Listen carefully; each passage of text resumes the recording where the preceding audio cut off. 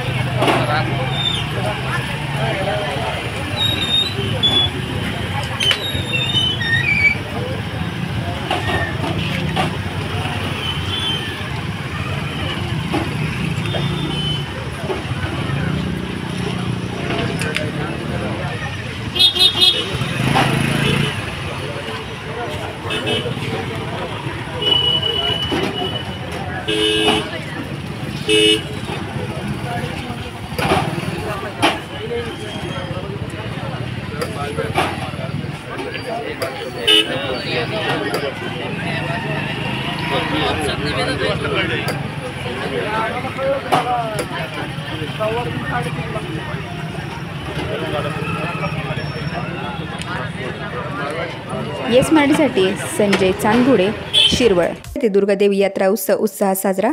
देवळा तालुक्यातील दहिवड येथे चैत्र पौर्णिमेनिमित्त सालाबादप्रमाणे याही वर्षी 3 दिवसीय दुर्गादेवी यात्रा उत्सव मोठ्या उत्साहात साजरा करण्यात आला। मंगळवार दिनांक 23 एप्रिल रोजी सायंकाळी दहिवड येथे देवीचे भक्त दत्तू भिका आहिरे यांनी 12 गाड्या ओढल्या। त्याआधी सकाळी गावातून मांडव मिरवणूक काढण्यात येऊन देवी मंदिराच्या समोर मांडव टाकण्यात आला। तर रात्री जय मल्हार पार्टी दहिवद यांच्या जागरण गोंधळाचा कार्यक्रम संपन्न झाला।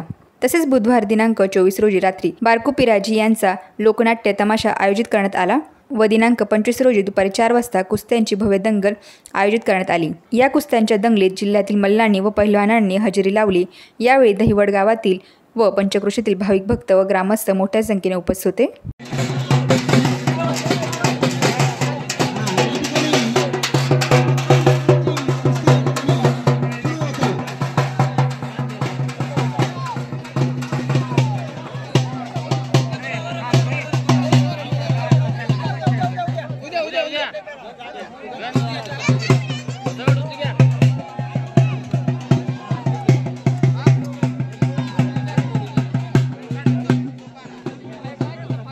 प्रमाणे 2 गंज घातले घातले गण म्हणे गंज भाऊ तसं नसतं। मग रे शिक्षण कमी म्हणून बेसन फसवत पिठलं खात जाईना। मग पिठलं बेसन आणलं घेतलं असं आहे खा भाऊ। हा झाली गणाची सेवा गणाच्या पुढे काय असतं दादा? ती सरस्वती सरस्वती तर म्हणणं। हा काय म्हणलं मी? सरस्वती नाही साडेसाती सरस्वती सरस्वती का रे भाऊ तुमच्या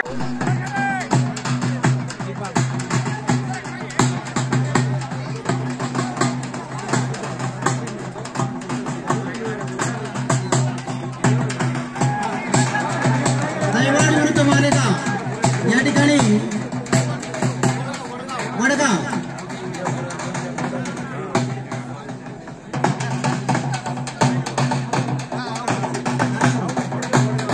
वडगावचा पैलवान या ठिकाणी जिंकलेला आहे. अभिनंदन.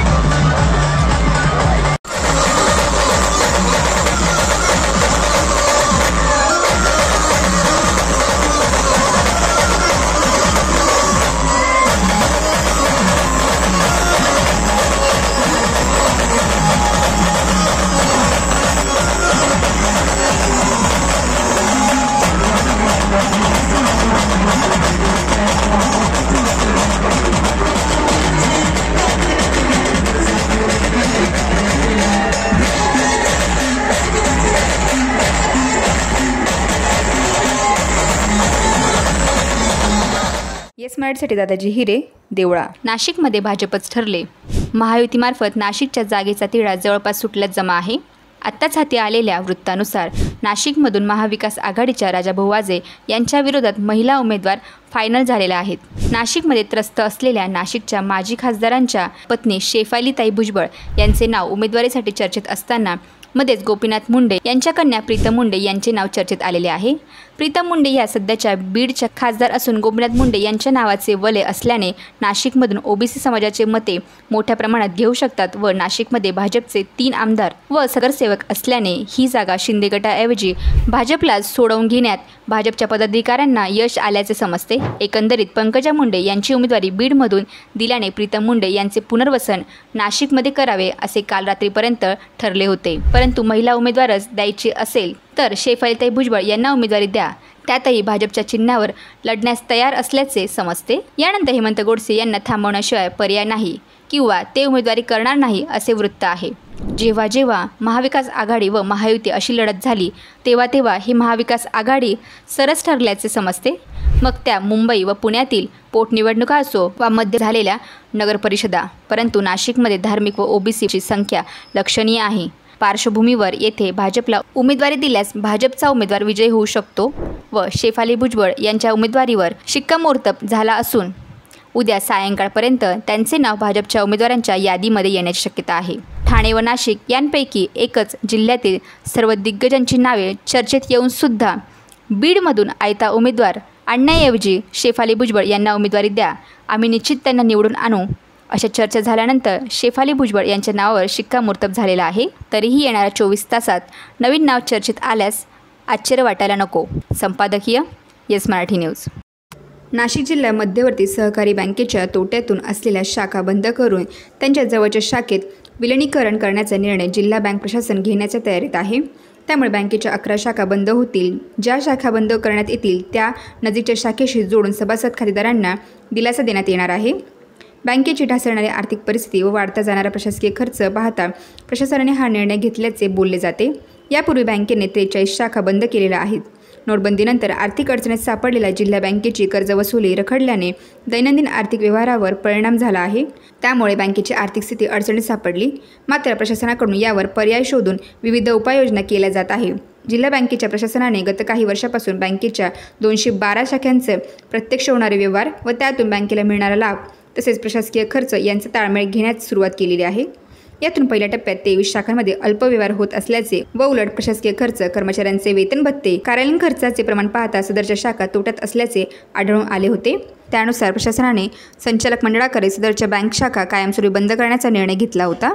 जिल्हा सहकारी बँकेला सावरणार कठोर पावले उचलण्याचे अजित पवार यांचे निर्देश. त्यानंतर करोना कालावधी दरम्यान पुन्हा 20 शाखा बंद करण्याचा निर्णय झाला होता. त्यानुसार 43 शाखा बंद झाल्या आहेत.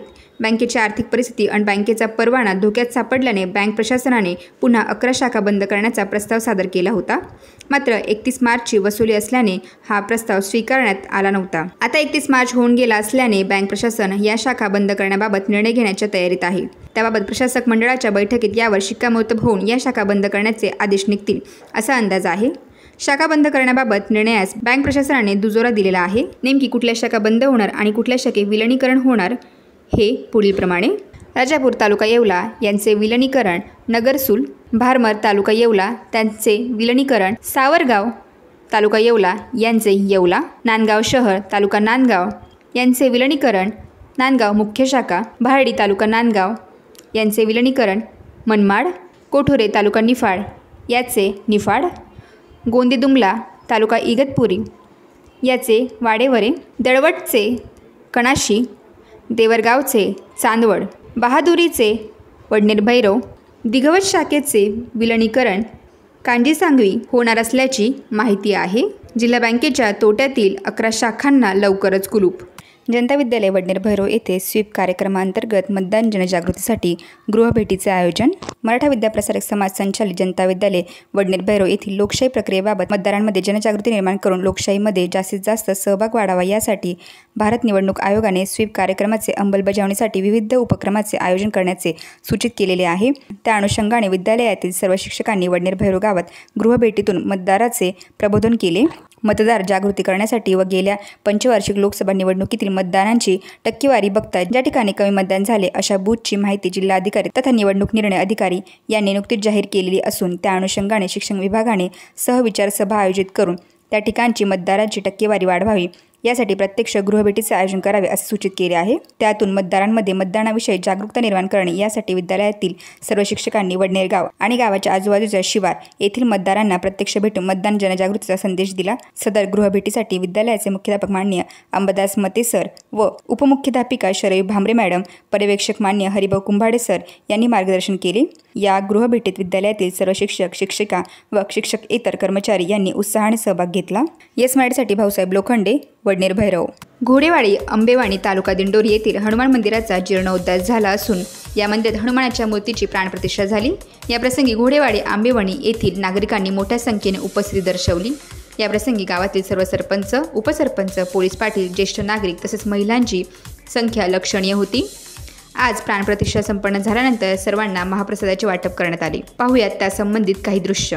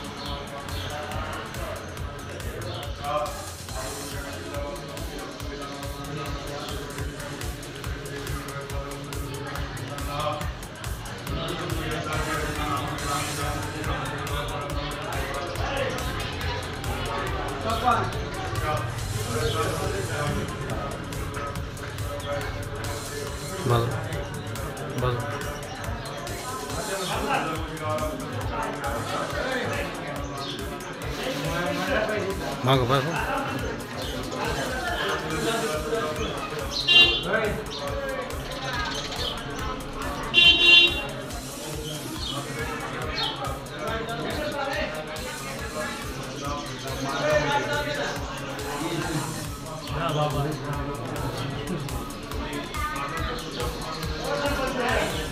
थोडं मग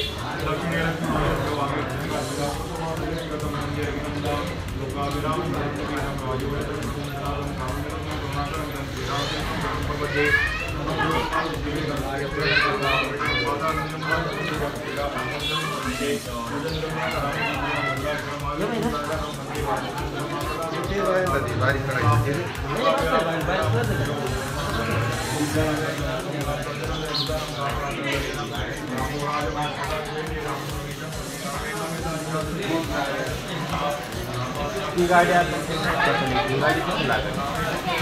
ड्राइवर की चलाए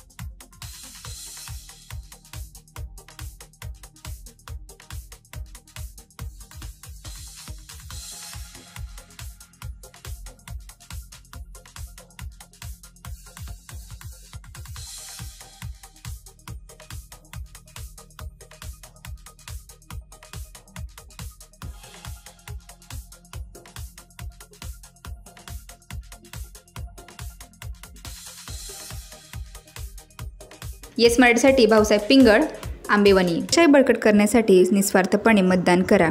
वाखारी येथे मतदान जनजागृती रॅली काढून केले आवाहन. देवळा तालुक्यातील वाखारी ग्रामपंचायत यांच्या वतीने मागील सार्वत्रिक लोकसभा निवडणुकीच्या तुलनेने मतदारांची टक्केवारी वाढवण्यासाठी मतदारात मतदानाची जागृती करण्यासाठी वाखारी ग्रामपंचायतच्या वतीने मतदान जनजागृती रॅलीचे आयोजन करण्यात आले. देशाचा व राज्याचा सर्वांगीण विकास साधण्यासाठी विधानसभा, लोकसभा अशा ठिकाणी लोकप्रतिनिधींनी निवडून पाठवण्यासाठी प्रत्येक 18 वर्ष वयावरील भारतीय नागरिकास गुप्त मतदान करण्याचा असा अमूल्य अधिकार दिला आहे. तो केवळ अधिकार नसून ते राष्ट्रीय कर्तव्य आहे. परंतु हे कर्तव्य प्रत्येक नागरिकांनी पार पाडावे. याकरिता लोकसभा सार्वत्रिक निवडणूक 2024ची विविध कामाची जबाबदारी शासकीय अधिकारी कर्मचारी यांच्याकडे सोपवण्यात आली असून त्यामधील स्वीप मतदान टक्केवारी वाढवण्यासाठी अंमलबजावणी करण्याचा उद्देशाने वाखारी गावात विविध उपक्रम घेण्यात आले. त्यामध्ये ग्रामपंचायत, जिल्हा परिषद प्राथमिक शाळेचे व पिंपळेश्वर विद्यालयाच्या विद्यार्थ्यांनी वाखारी गावात रॅलीचे आयोजन करण्यात आले. या माध्यमातून मतदार जनजागृती करण्यात आली. विद्यार्थ्यांनी घोषणा देत वाखारी परिसरातील मतदारांना मतदान करण्याचे आवाहन केले. या सर्व उपक्रमाकरिता वाखारी ग्रामपंचायत सदस्य, ग्रामविकास अधिकारी व कर्मचारी, प्राथमिक व माध्यमिक शाळेचे मुख्याध्यापक, शिक्षक व शिक्षकेतर कर्मचारी, आरोग्य विभागाचे कर्मचारी, अंगणवाडी सेविका व मदतनीस व वाखारी ग्रामस्थ उपस्थित होते.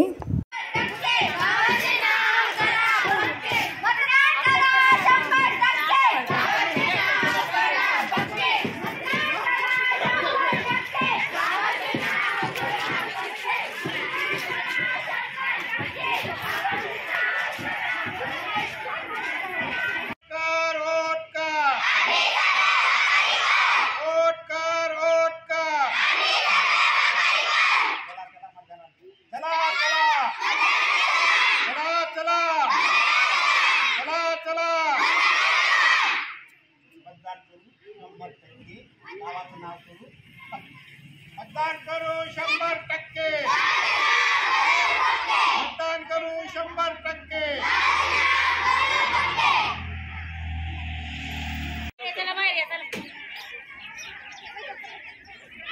चला भाऊ, पथनाट्य सादर करायचं. या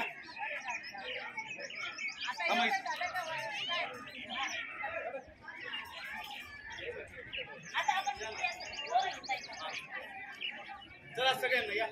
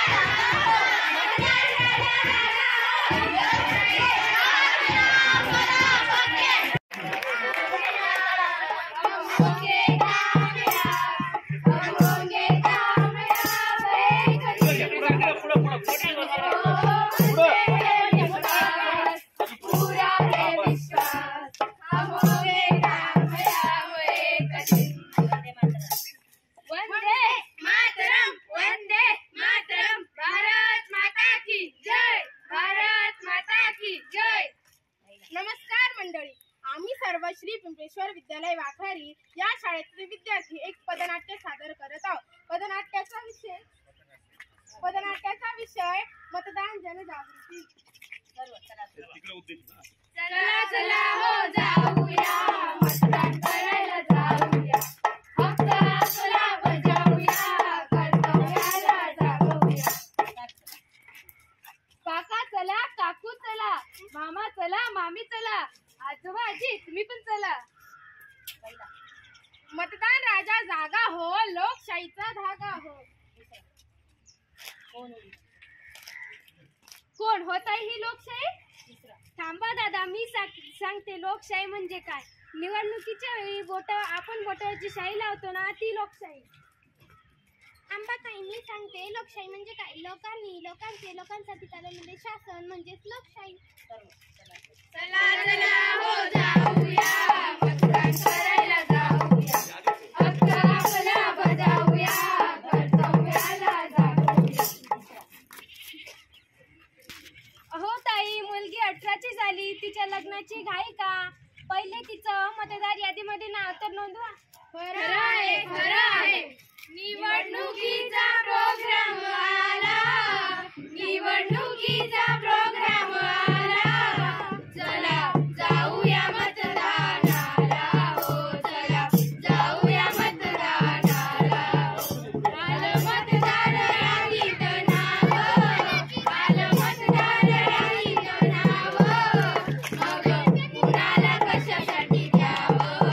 मग कुणाला कशासाठी द्यावं,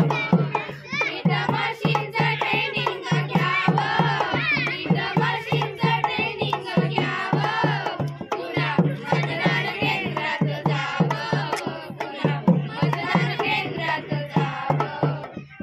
हवं त्या दाब बटनाला, तुला हवं त्या दाब बटनाला. चला जाऊया मतदानाला, हो चला जाऊया मतदानाला.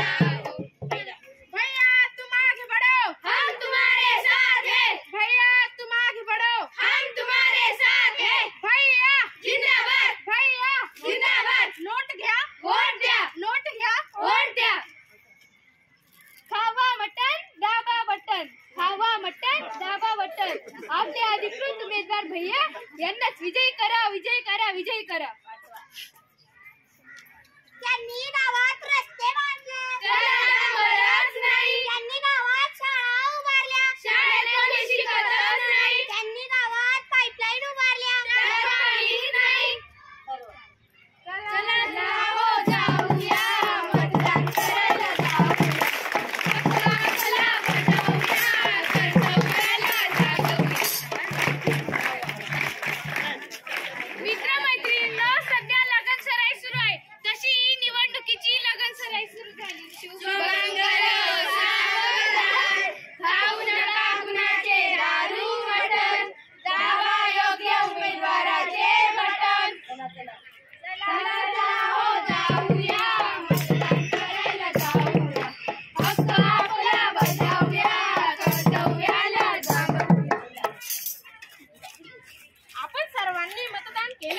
पाहिजे. कुठल्याही प्रकारच्या प्रबोधनाला बळी न पडताना आपण सर्वांनी मतदान केलेच पाहिजे. आपले मतदान बहुमूल्य आहे. पैशाच्या भावात विकू नका. जे कर्तव्यदक्ष नागरिक आहेत ते मतदान करायला कधीच चुकत नाही. वय वर्ष 18 वर्ष पूर्ण झालं की मतदान यादीत नाव नोंदवणे ही आपली जबाबदारी आहे. खावा बकरीच्या किंवा कोंबडीचे मटण, नाहीतर एक वाटी रस्सा आणि 5 वर्ष बोंबलत बसा. टाळ्या वाजवा, टाळ्या. माझ्या बोटात जादू आहे. बघा बघा बघा. बोटात जादू? ती कशी काय? सांगते थांबा. जसे भगवान श्रीकृष्णाने एका बोटावर गोवर्धन पर्वत उचलला होता, तसे माझ्या एका बोटामुळे मी आज आपल्या महाराष्ट्राचे शासन बनवू शकते. योग्य त्या उमेदवारास आपण मत दिले तर ते आपल्या गावाचा, राज्याचा, देशाचा विकास करू शकतो. मतदान करायला जाऊया, हक्क आपला बजावूया, कर्तव्याला जागूया. मतदान राजा जागा हो, लोकशाहीचा जागा हो. मतदान राजा जागा हो, लोकशाहीचा जागा हो. मतदानाचं हे वारं असं जोरात सुटलं. मतदानाचं हे वारं असं जोरात सुटलं. मतदानाला नक्की जाय, तुला सांगावं वाटतंय. मतदानाला नक्की जाय, तुला सांगावं वाटतंय. आता जुना काळ, नवी मशीन आली. आता गेला जुना काळ, नवी मशीन आली. कसं बटन दाबावं याची ट्रेनिंग झाली. कसं बटन दाबावं याची ट्रेनिंग झाली. नमस्कार. मतदान करा, मतदान करा. धन्यवाद. येस मराठीसाठी दादाजी हिरे, देवळा.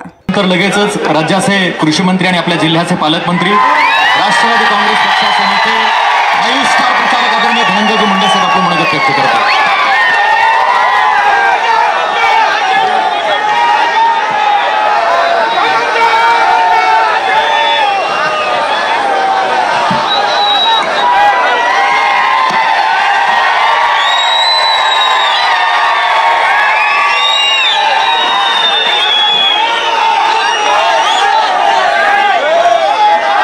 बीड जिल्हा लोकसभा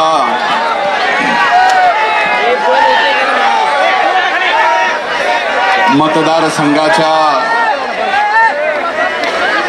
महायुतीच्या आपल्या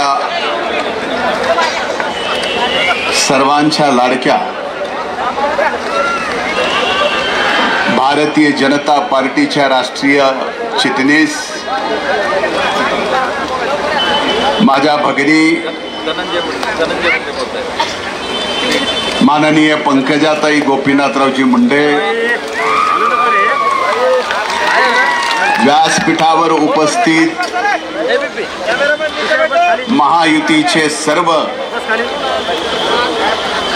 सन्माननीय आमदार, लोकप्रतिनिधी, माजी लोकप्रतिनिधी, महायुतीच्या सर्व घटक पक्षाचे अध्यक्ष, विविध आघाड्याचे अध्यक्ष,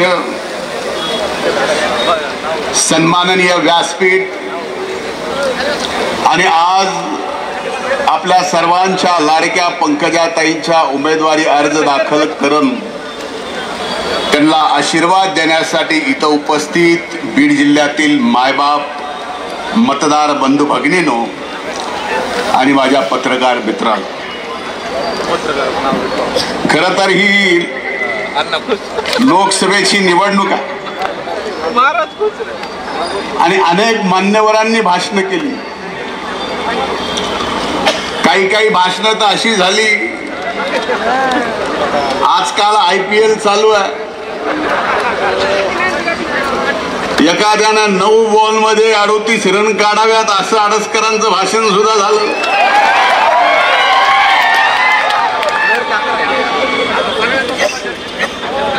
आणि सुरेश अण्णा तर देशातून पार जिल्ह्यात आले, तर इथपर्यंत वाट बघू लागलो की जिल्ह्यात कधी येते.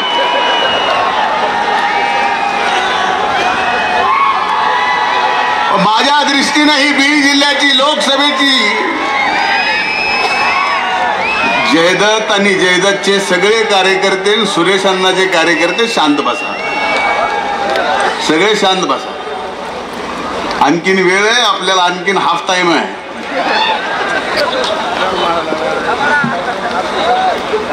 या बीड जिल्ह्याची एक आगळी वेगळी परंपरा आणि आजपर्यंत बीड जिल्ह्याच्या मायबाप जनतेने सांभाळलेली आहे, प्रामाणिकपणाने पाळलेली आहे. या बीड जिल्ह्याच्या लोकसभेच्या निवडणुकीला सामोरं जात असताना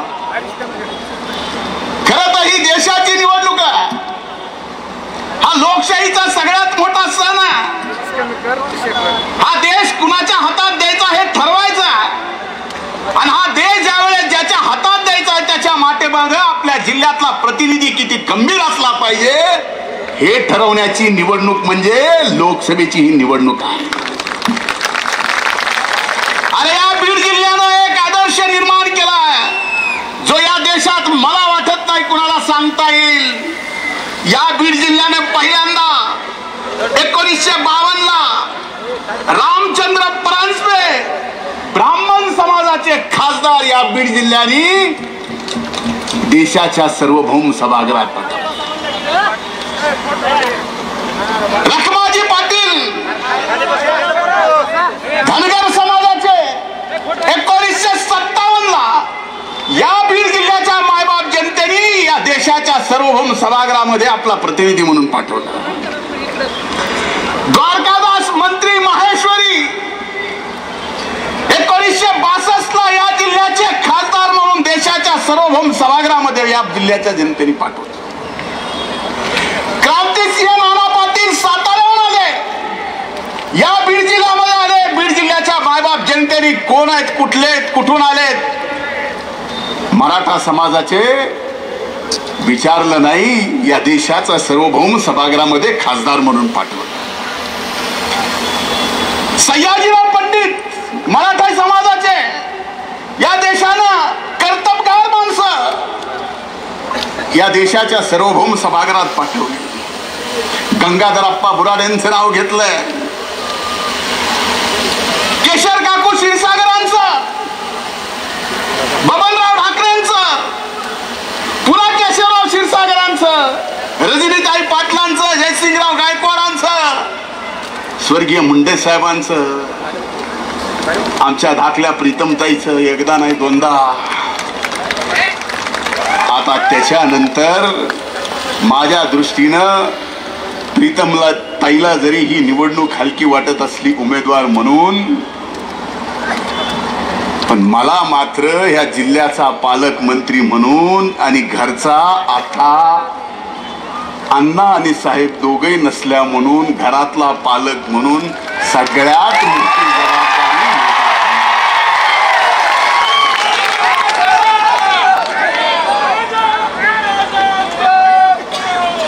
त्यामुळे तुम्हाला जेवढं मोकळं वाटतंय, व्यासपीठावर बसलेल्या प्रत्येक माणसाला जेवढं मोकळं वाटत असेल ही निवडणूक म्हणून, या धनंजय मुंडेला ही निवडणूक कधीच मोकळी आणि हलकी वाटत नाही हे आपण सर्वांनी लक्षात घ्या. एवढे सगळे खासदार या बीड जिल्ह्याच्या मायबाप जनतेने जात नाही, पात नाही, धर्म नाही,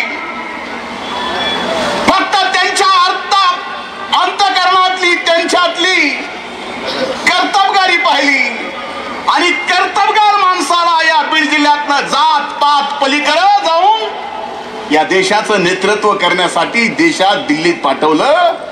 आणि आज तीच वेळ आली आहे. इथं उमेदवार कोण आहे, काय आहे, समोर कोण आहे. आडसकर साहेब म्हणले, बोलत बोलत कुणीतरी खालून आडसकर साहेब म्हणले की हबाडा हे येत. आता हबाडा आला की ते म्हणले आता मलाच बसायला लागला असं तुम्ही म्हणलात. आणि बोलत बोलत म्हणले की हा समोरचा जो बहुरंगा पप्पा कॅन्डिडेट आहे,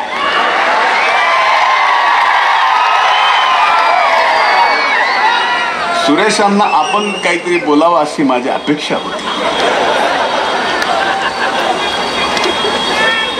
आता त्या उमेदवाराला उमेदवारी अर्ज दाखल केल्यानंतर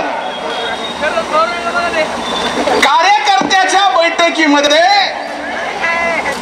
आता त्या पक्षाच्या राज्याचे अध्यक्ष फार हुशार आहेत, ते मलाही माहिती आहेत, आमच्या पंकजाताईलाही माहिती आहेत. ते आले पण उमेदवारी अर्ज दाखल करायला मध्ये आले नाहीत, कारण त्यांना माहिती आहे हे भौरंग लहानी सोबत पाडलाय तर मोठी सोबत निवडून यायचा विषय येतो. मुद्दा हा की त्याला त्यांच्या अध्यक्षाच्या समोर आणि कार्यकर्त्याच्या समोर, हे खरे हडसकर साहेब, छत्रपती शिवाजी महाराजाची शपथ खावा लागली की मी छत्रपती शिवाजी महाराजाची शपथ खातो की मॅनेज कॅन्डिडेट नाही. याचा अर्थ काय?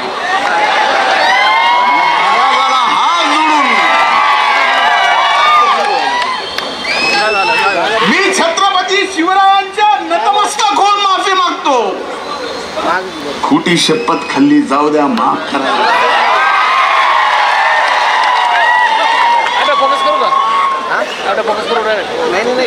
आता ह्याचं काय कारण आहे का? मी काय पुरावे देईल?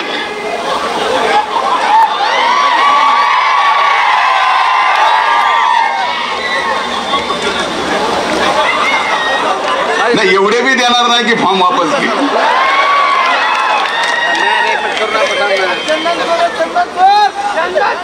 पक्ष सोडायच्या अगोदर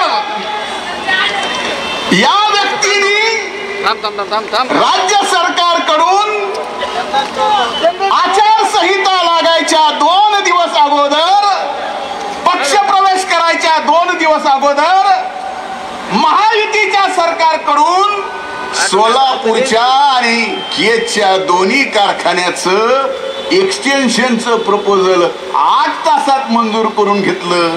उपमुख्यमंत्री अजितदादाच्या कारखान्याचं सुद्धा झालं नाही, याचं झालं. आणि तरी ह्यांनी भौरंगपणा केलाय.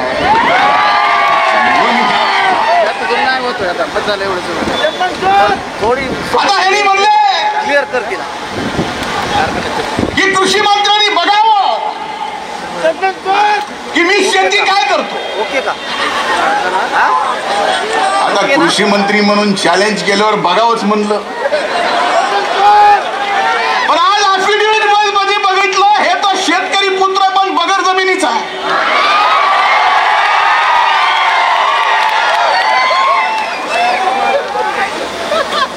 ह्याला जमीनच नाही शेतीची, आणि जेवढी जमीन आहे तेवढी प्लॉटिंगची. मला वाईट वाटतंय त्या गोष्टीचा. आज स्वर्गीय मुंडे साहेबांचा फोटो या ठिकाणी पुतळा इथं बसलेल्या असंख्य जणात माझ्या सहित या क्षणाला अंगावर काटा येतो. अनेक निवडणुका आठवतात. 1995ची रजनीताईची निवडणूक आठवते. कॉलेज जीवनात होतो, रजनीताईला मुंडे साहेबांनी उभं केलं आणि समंत जिल्ह्याला आव्हान केलं की रजनीताई पाटील आहेत, माझ्या भगिनी आहेत, मी उभा, तुम्ही निवडून द्या. जयसिंग काका पाटलांना विचार उभा केला, कधी बघितलं नाही जात पात काय, मी उभा, जयसिंग काका निवडून आले पाहिजे. 1999ला सुरेशांना आपण दोघांना उमेदवारी दिली. तुम्ही दोघांना उभं केलं, दोघांना उभं करून म्हणले गोपीनाथ मुंडे उभा, यांना निवडून द्या. भैयासाहेब 2004ला तुम्ही उमेदवार, तुम्ही उभा राहिलात. तुमच्यासाठी सुद्धा स्वर्गीय मुंडे साहेबांनी उभं राहून सांगितलं की अमरसिंह पंडित नाही, गोपीनाथ मुंडे उभा आहे. आपल्यापैकी अनेक जण इथं, धोंडे साहेब आपण सुद्धा, अनेक जण इथं. आणि जे मुंडे साहेबांनी केलं आणि त्याच्यानंतर जे झाले त्या ताईंनी या ठिकाणी प्रत्येक वेळेस सांगितलं की मी उभा आहे, लक्ष्मण अण्णाला निवडून द्या, मी उभा आहे, मुंदडा ताईंना निवडून द्या, सगळ्यांना, आपल्या सगळ्यांना. आज माझ्यासाठी ही का आठवणीची गोष्ट आहे की आज या ठिकाणी या बीड जिल्ह्याची निवडणूक जात पात धर्मावर जाते, आमची जात काढली जाते. कधी या बीड जिल्ह्यानं जातीपातीचं राजकारण केलं, कधी स्वर्गीय मुंडे साहेबांनी जातीपातीचं राजकारण केलं, कधी माझ्या भगिनीनं जातीपातीचं राजकारण केलं, कधी मी जातीपातीचं राजकारण केलं. आपल्या आई बाबाच्या साक्षीनं आपण सगळ्यांनी स्टेजवरच्या आणि आपल्याही सगळ्यांनी मनावर हात ठेवून सांगावा, कधी कमी आधी जात पात धर्म याचं राजकारण केलं.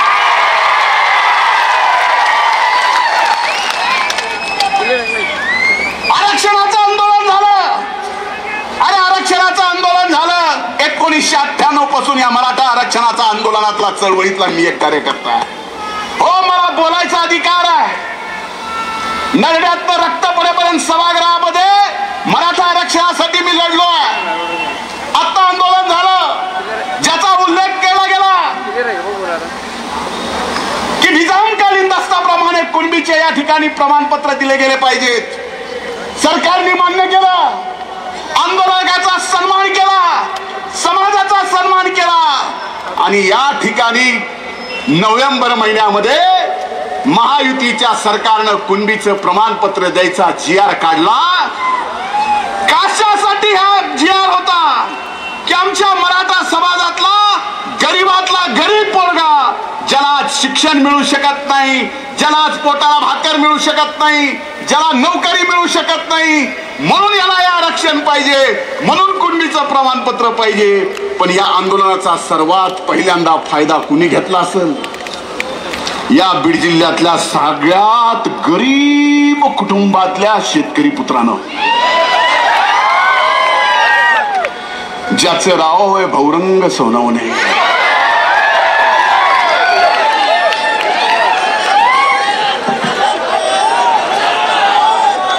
हा नोव्हेंबरचा GR आहे, हे त्यांचं कुणबीचं प्रमाणपत्र आहे.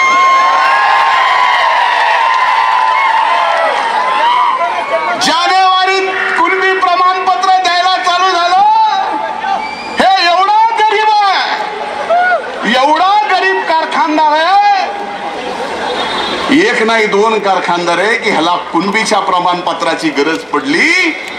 11 जानेवारीला अर्ज दाखल केला, 14 जानेवारीला कुणबीचं प्रमाणपत्र मिळालं आणि 12 मार्चला केच्या खरेदी विक्री संघाच्या निवडणुकीत इतर मागासवर्गीय मधून अर्ज भरला. का या गोष्टीसाठी आरक्षणाचं आंदोलन होतं? का या कारखानदार पुत्रासाठी हे आंदोलन होतं? अरे मी मानलं असतं आज तुम्ही जात पात धर्म या नावावर जर निवडणूक काढणार असाल तर या व्यक्तीने आज ज्या समाजात जाऊन मत मागतोय, या व्यक्तीने या समाजाच्या आरक्षणाच्या आंदोलनातलं एक भाषण मागच्या 20 वर्षातलं यांनी दाखवावं. एक भाषण.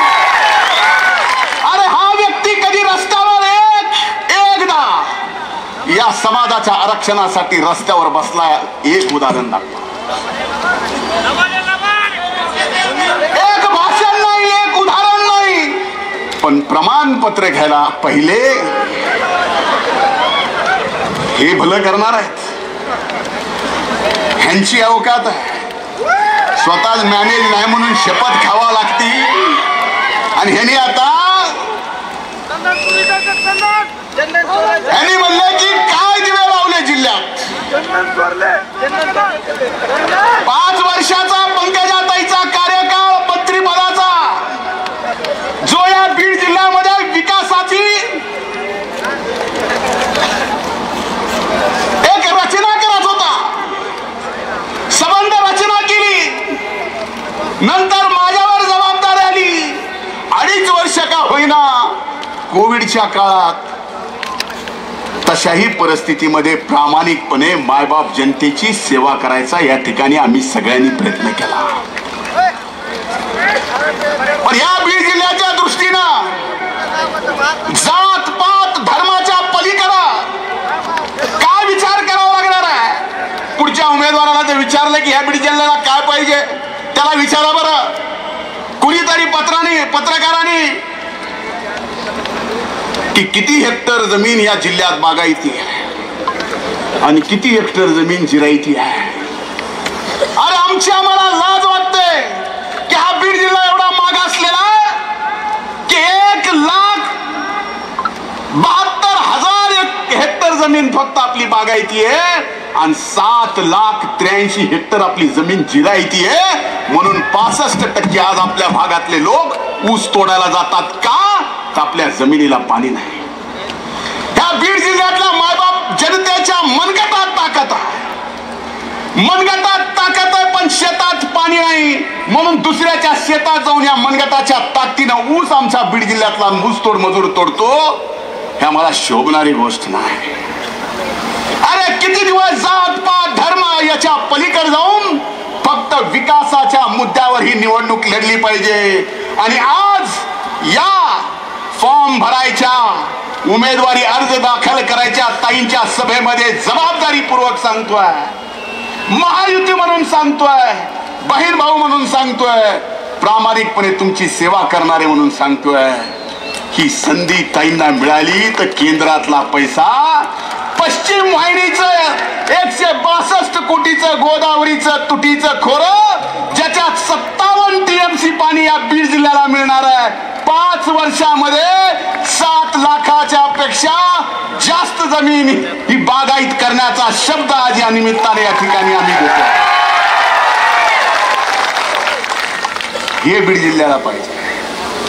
मला सांगा प्रीतमताईच्या कार्यकाळात या बीड जिल्ह्यात जेवढे हवे झालेले आपल्याला माहिती आहेत, अतिशय चांगले झाले माहिती आहेत. आता हवे चांगले झाले तर समोरचा उमेदवार म्हणला किती जण मेले याची जबाबदारी घेता का? आणि त्याच्यातल्या अर्ध्या कॉन्ट्रॅक्टरचा गुत्तेदार तोच आहे. कुठे गाव आडसकर साहेब? होय अण्णा, खरंय ना?